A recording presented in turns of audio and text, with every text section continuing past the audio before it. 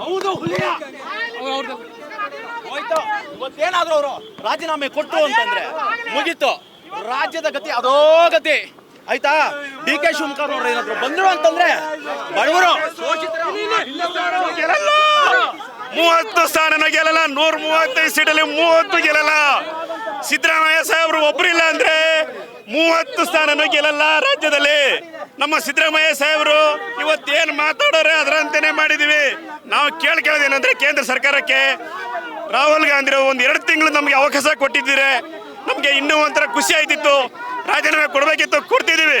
ಇಲ್ಲ ಅಂತ ಹೇಳ್ತಾ ಇಲ್ಲ ಸರ್, ಕೊಟ್ಟಿದ್ದಾರೆ. ಇದೇನಿದು, ಏನು ಸರ್ ಇದು? ಇದೇ ಮಾತು ನಮ್ದು, ನುಡಿದಂತೆ ನಡೆದ ಸರ್ಕಾರ. ಸ್ವಾಮಿ, ರಾಜ್ಯದಲ್ಲಿ ಏನಾದ್ರು ನೊಂದವ್ರ ಪರವ, ಶೋಷಿತರ ಪರವಾಗಿ, ಬಡವರ ಪರವಾಗಿ ಯಾರಾದ್ರೂ ಒಬ್ಬ ರಾಜಕಾರಣಿ ಇದ್ರೆ ಅದು ಈ ನೆಲದ ಕೊನೆ ಕೊಂಡಿ ಸಿದ್ದರಾಮಯ್ಯನವರು. ಅವ್ರೇನಾದ್ರೂ ಇವತ್ತು ರಾಜೀನಾಮೆ ಕೊಟ್ಟರು ಅಂತಂದ್ರೆ ನಾಳೆಯಿಂದ ಭಗವಂತನ ಸಾಕ್ಷಿಯಾಗಿ ಹೇಳ್ತೀವಿ, ನಾವು ಯಾವ ದೇವ್ರನ್ನ ಯಾರನ್ನ ನಂಬಲ್ಲ ಸ್ವಾಮಿ.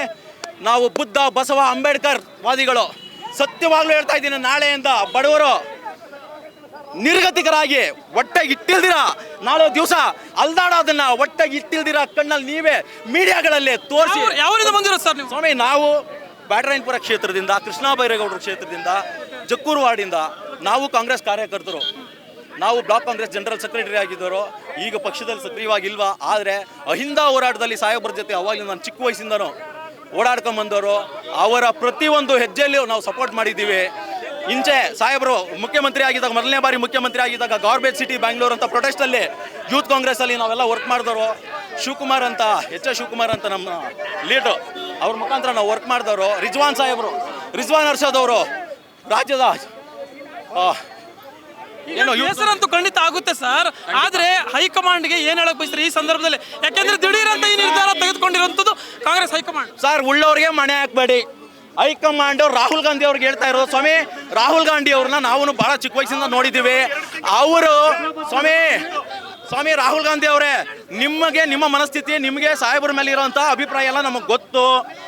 ಪ್ರಿಯಾಂಕಾ ಗಾಂಧಿ ಅವರು, ಸೋನಿಯಾ ಗಾಂಧಿ ಅವರು, ಆ ಮೇಡಮ್ ಅವ್ರಿಗೆ ಗೊತ್ತಿಲ್ಲ ಸಾಹೇಬರ ಕೆಪಾಸಿಟಿ. ನೊಂದವ್ರ ಪರವಾಗಿ ಯಾರಿದ್ದಾರೆ, ಶೋಷಿತರ ಪರವಾಗಿ ಯಾರಿದ್ದಾರೆ, ಅಹಿಂದ ಬಡವ್ರ ಪರವಾಗಿ ಯಾರಿದ್ದಾರಂತ ಸೋನಿಯಾ ಗಾಂಧಿ ಅವ್ರಿಗಾಗ್ಲಿ ಪ್ರಿಯಾಂಕಾ ಗಾಂಧಿ ಅವ್ರಿಗಾಗ್ಲಿ ಗೊತ್ತಿಲ್ಲ. ಸ್ವಾಮಿ, ನಿಮಗೆ ಚೆನ್ನಾಗಿ ಗೊತ್ತು. ರಾಹುಲ್ ಗಾಂಧಿ ಅವರೇ, ನಿಮ್ಮನ್ನ ಕೈ ಮುಗಿದು ಕರ್ನಾಟಕದ ಬಡವರ ಪರವಾಗಿ ನಾವು ಕೇಳ್ತಾ ಇದ್ದೀವಿ, ದಯವಿಟ್ಟು ನಮ್ಮ ಸಾಹೇಬರಿಗೆ 5 ವರ್ಷ ಪೂರ್ಣ ಅಗಲಿಸೋದಕ್ಕೆ ಅವಕಾಶ ಕೊಡಿ. ಡಿ ಕೆ ಶಿವಕುಮಾರ್ನವ್ರನ್ನ ನೀವು ತಲೆ ಮೇಲೆ ಇಟ್ಕೊಂಡ್ರೆ ಬಡವ್ರನ್ನೆಲ್ಲ ನೀವು ಒಂದು ಕೆಲಸ ಮಾಡಿ ಕಾಲು ಕೆಳಗಡೆ ಹಾಕೊಂಡು ತುಳಿರಿ ಸ್ವಾಮಿ. ರಾಹುಲ್ ಗಾಂಧಿ ಅವರೇ, ಬಡವ್ರನ್ನೆಲ್ಲ ಕಾಲು ಕೆಳಗಡೆ ಹಾಕೊಂಡು ನಾಳೆಯಿಂದ ವಿಠಲ ವಿಠಲ ವಿಠಲ ವಿಠಲ ತುಳಿರಿ ಸ್ವಾಮಿ. ನಾವೆಲ್ಲ ಬರ್ತೀವಿ ಮಣ್ಣಲ್ಲಿ ನಿಮ್ಮ ಮುಂದೆ ಕೈ ಕೊಟ್ಕೊಂಡು ಕೂತು. ಇನ್ನೇನು ನಾಳೆಯಿಂದ ಅಷ್ಟೇ. ಇನ್ನ ಸಾಹೇಬ್ರು ಏನಾದ್ರು ರಾಜೀನಾಮೆ ಕೊಟ್ಟರೆ ಬಡವರಿಗೆ ಉಳಿಗಾಲ ಇಲ್ಲ.